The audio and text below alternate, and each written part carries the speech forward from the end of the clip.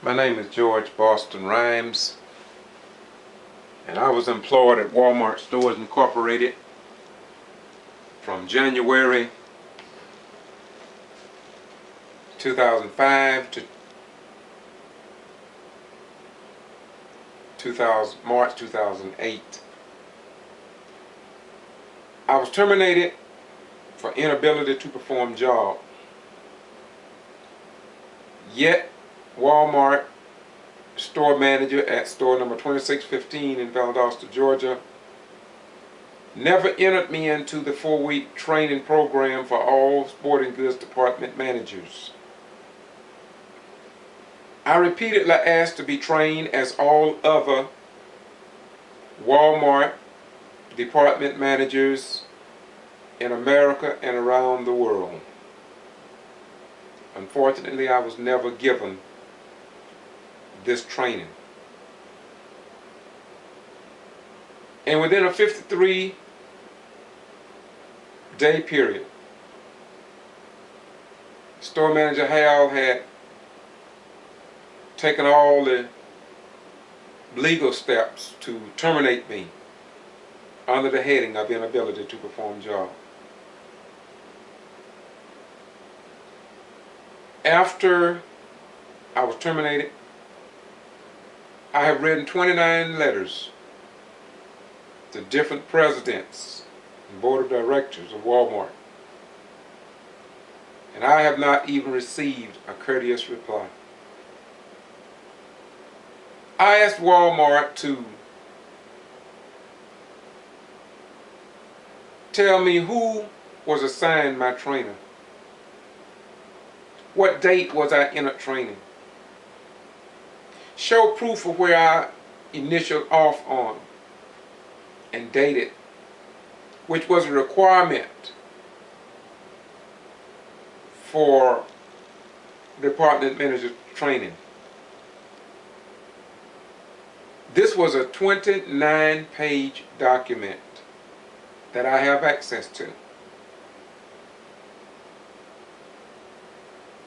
After each week of training, my trainer and myself were required to initial off and sign each of the 4 weeks of training.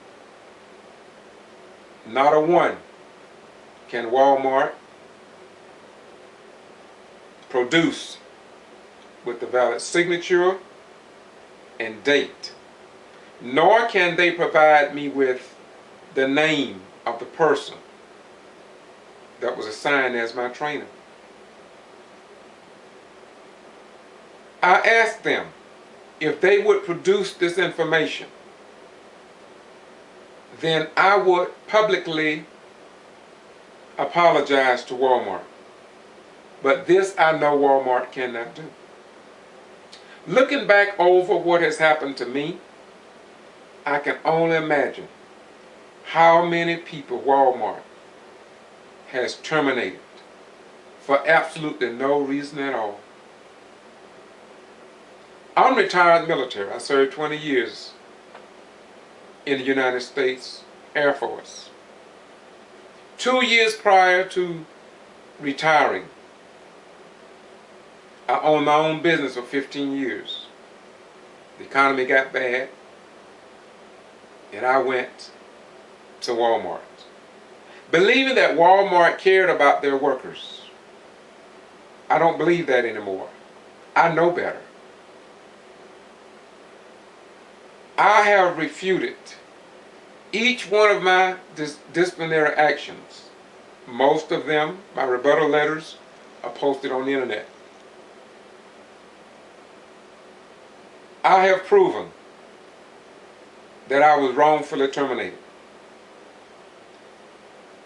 And my next letters it's been over 3 years and they have not even sent me a courteous reply. They sent me some letters but with no signature, no date,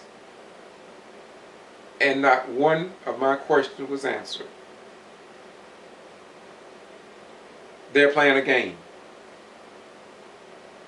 I have just begun to fight.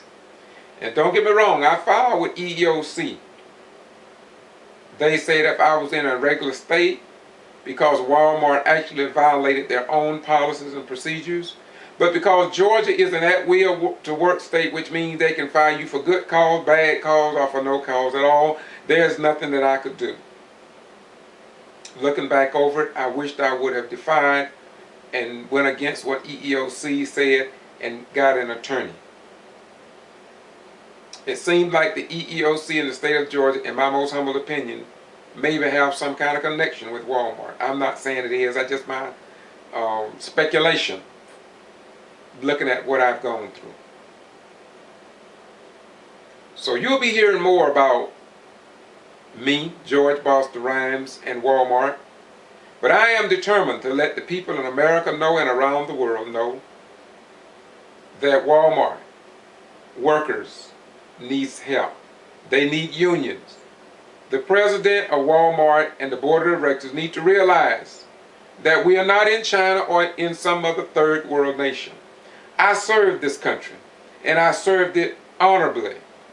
And there is no need for any corporation, especially America's largest retail giant, to treat me like this. I've been unemployed for over 3 years. Wal-Mart workers really need help. They are too afraid to speak out. Assistant managers are too afraid. Co-managers are afraid. They all living in fear of their own jobs. You go to work, you don't even know if you're going to have a job the next day. That's just the way Wal-Mart operates. So this is only part 1. Coming soon, part 2. And I'll be addressing where Wal-Mart possibly violated federal law in not securing, well, I'll say that to part 2. So you just stay tuned to part 2.